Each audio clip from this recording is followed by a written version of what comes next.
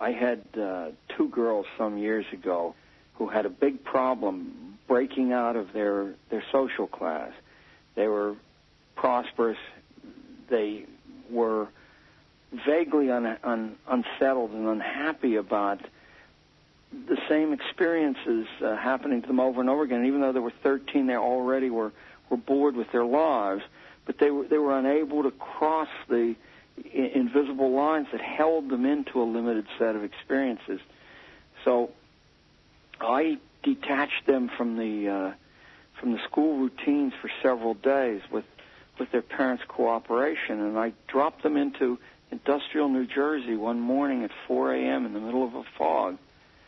Two 13-year-old girls, and I had arranged for a long-distance truck driver who was on his way to North Carolina to let them ride in the cab with him to get down and watch him unload his load or detach his load, pick something else, and turn around and come back. I think it was a one-day turnaround, and it started at 4 in the morning, so I dropped them off.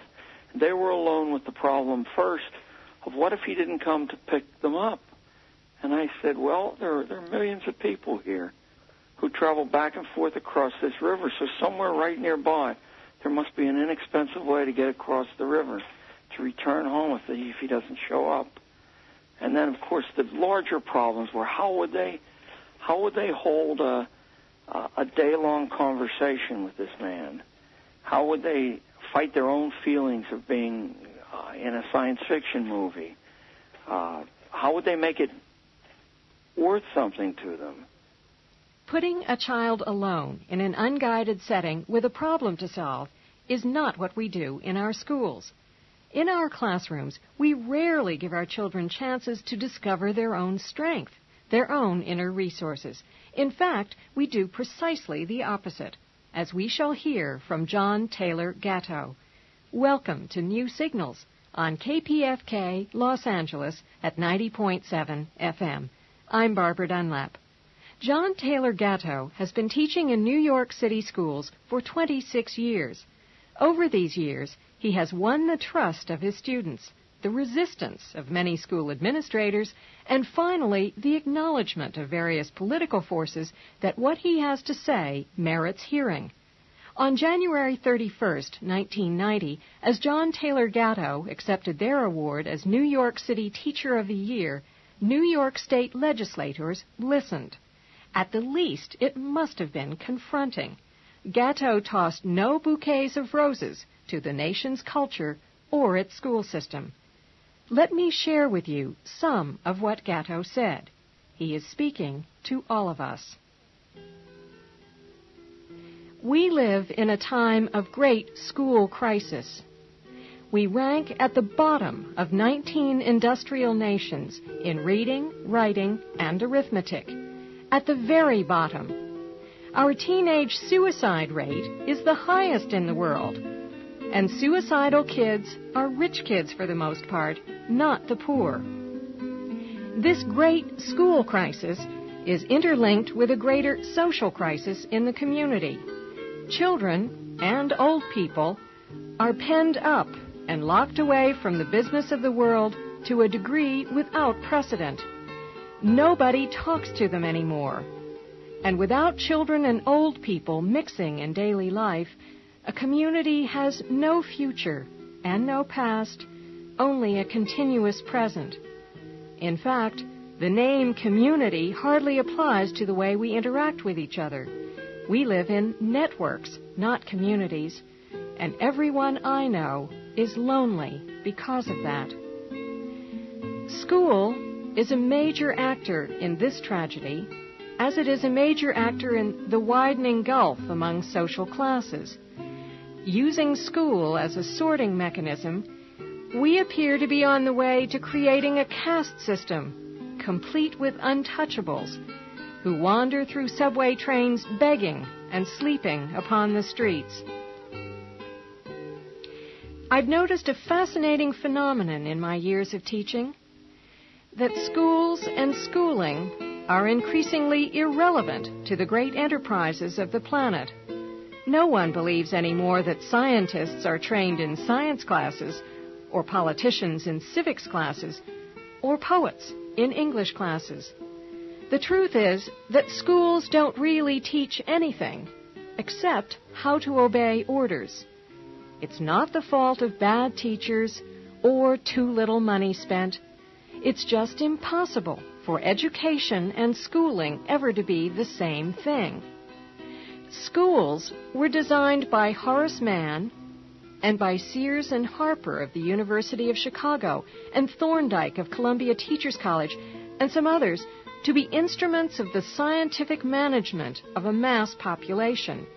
Schools are intended to produce, through the application of formulae, human beings whose behavior can be predicted and controlled. Because community life, which protects the dependent and weak, is dead, and only networks remain, the only successful people in our national order are independent, self-reliant, confident, and individualistic. Well-schooled people are irrelevant. They can sell film and razor blades, push paper and talk on telephones, or sit mindlessly before a flickering computer terminal. But as human beings, they are useless. Useless to others and useless to themselves.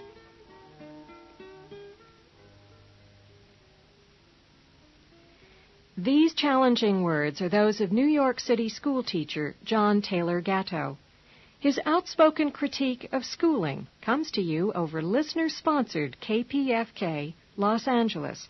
Stay tuned at 90.7 FM. Remember the two well-heeled 13-year-old girls Gatto sent off on a long haul with a trucker to broaden their horizons?